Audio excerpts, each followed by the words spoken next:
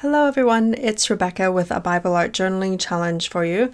I'm going to be showing you some Neocolor II coloring with some stamping here. And firstly, I just want to show you, I'm going to be working in my smaller of my two ESV journaling Bibles. I've got that single column one, which is the leather one, and then I'm going to be using the black hardcover one today, which is double column. And it's a little bit shorter, but it still has that 2-inch margin, and I thought you might find the difference interesting.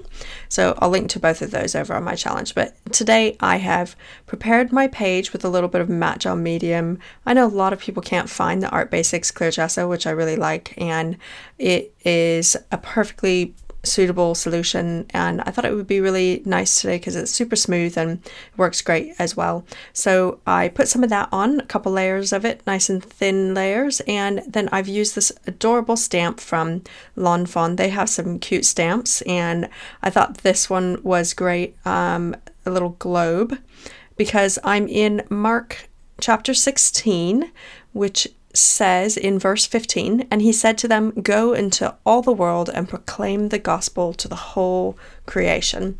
And you can see here that I am, because this is a brand new stamp, I've stamped it a few times until I'm sure I'm getting a good impression because the ink is sitting on that stamp, and as you see me pull it off, you'll notice that it's not giving a good impression.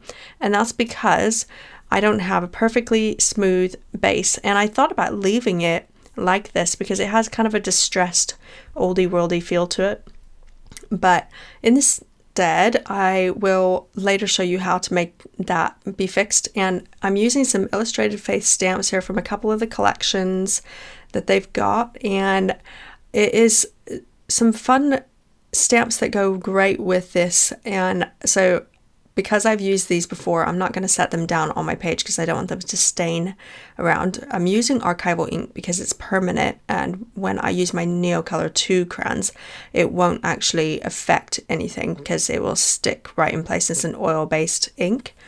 So I put those on and give some good firm pressure everywhere and then pick them up.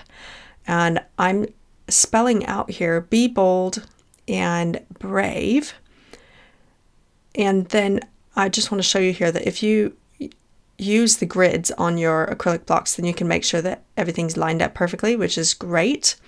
And so then check that you've got a shine everywhere, which means that your ink is on there properly everywhere.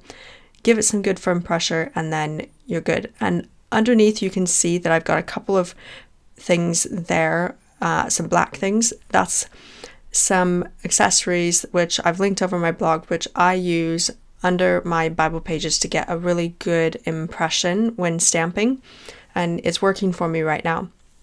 So I'm using some fun arrows and different words and illustrations that says, "Be bold and brave, go and make disciples," because that's what Mark 16:15 tells us to do. And I thought this was a really fun way to do this. I've just arranged it so that there is some blank areas and there is some stuff that is kind of filling out the page a bit. Now, I'm currently in the middle of trying to actually catch up with this challenge because I myself have fallen behind because I ended up getting a bit of a head cold, and this is going to be going out early to catch up with this week, which is a bit late, and then hopefully I'll be back on schedule next week. That's my hope anyway.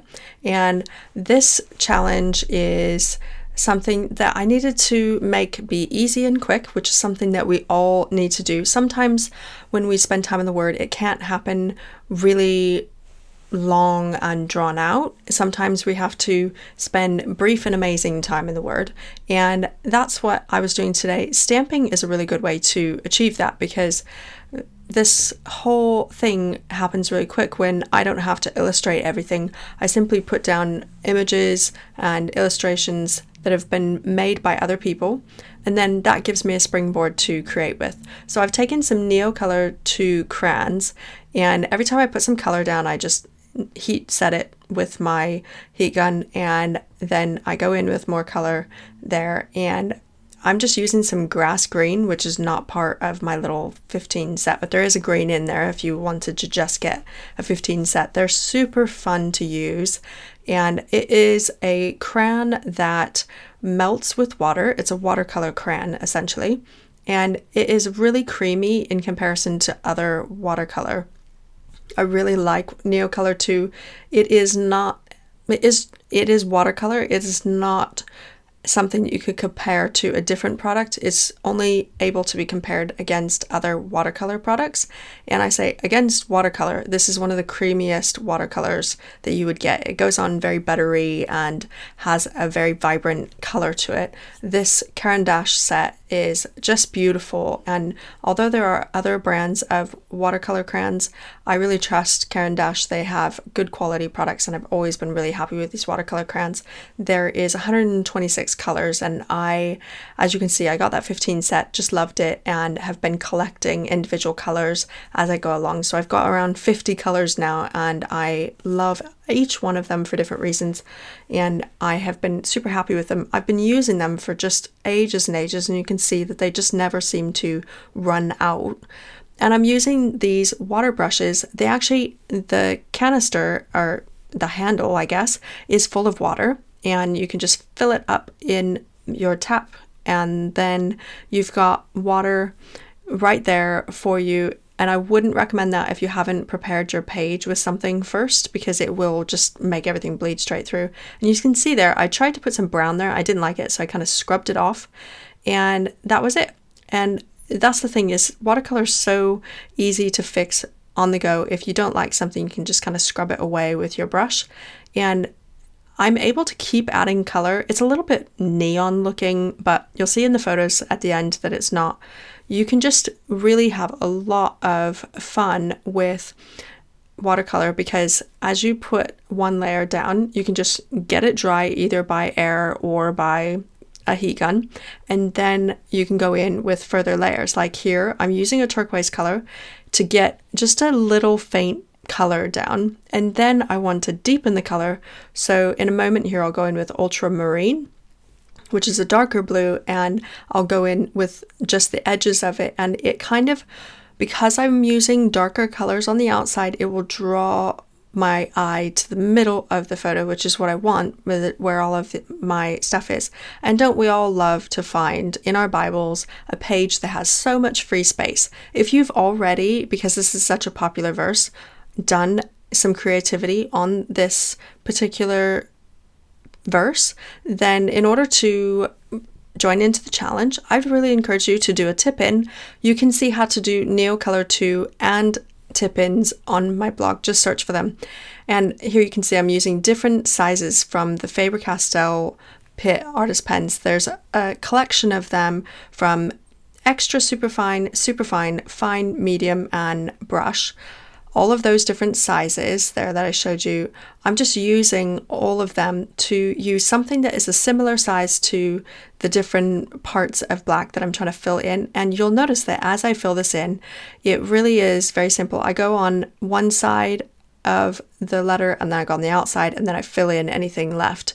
Having used a very similar size brush or pen, then it works quite well. And again, Faber-Castell Pitt artist pens are permanent, so that's pretty handy, and I really enjoy them. I like them. The only reason that these are working so well on this surface with matte gel medium is because my matte gel medium is completely bone dry. I mean completely. If your markers are even slightly exposed to matte gel medium or gesso or anything like that that's not totally dry, it will completely clog up your pens and you'll be one sad person. So be sure and take care of your stuff and don't do that. Make sure everything's very dry, and then you'll have no problem whatsoever. So just simple illustration today. This is super quick and easy, and yet it gets me spending time in the Word. And this is a really good message. It's so important for us to be brave, be bold, go and make disciples. To disciple someone, kind of like mentoring, I suppose. Imagine if I wanted to learn to cook and someone could disciple me in cooking. It's the same sort of concept with discipling. We just need to teach people. I know that's a very simple version of discipling, but you get the message. Essentially, we need to step out of our perspectives of life and really go and find people to encourage to step into the fullness of what God has for them.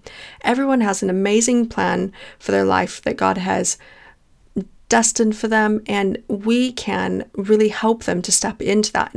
We all have something to give to people. We should all be discipled by people, and we should all encourage other people by discipling them in the things that we're good at. So we can actually mother and father people as well as be mothered and fathered at the same time, if that makes sense.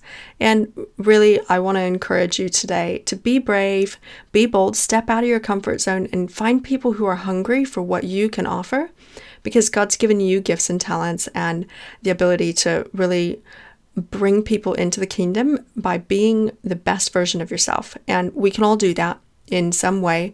I'm trying to do that with what I'm doing here on this YouTube channel and my blog, and I think all of us have something to give, and it may take a little bit of bravery, but don't let your insecurities or struggles in life keep you from blessing other people with things that they really need, because you are the only person in the world who can do what God has called you to do, and you matter and they matter. So that is my heart for us today. I really encourage you to think through what you can do to step out more and be a light to the people around you and just love on them well and show them the love of God, not the rules of God, but just the love of Him, and so that they would be drawn to Him simply because they love the love of God and they encounter Him when they're in your presence. And we can all do that. We can be the love of God to the people around us and draw them to Him through our example. So I'm just drawing a little bit of attention to the scripture here. I don't always do it. Sometimes I like to make it a bit of a mystery so that people can search through the page and find it for themselves. And sometimes I like to draw attention to it.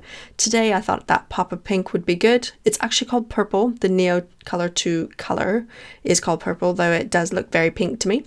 And I will use a pen to kind of add a little scribbly edge to it. And that's all I'm going to do. Very simple today. And I hope that you will enjoy it. I hope that you will come and join me in the challenge if you haven't yet, and really spend time in the Word, just pondering His goodness and finding ways that you can go out and be His light in the world around you.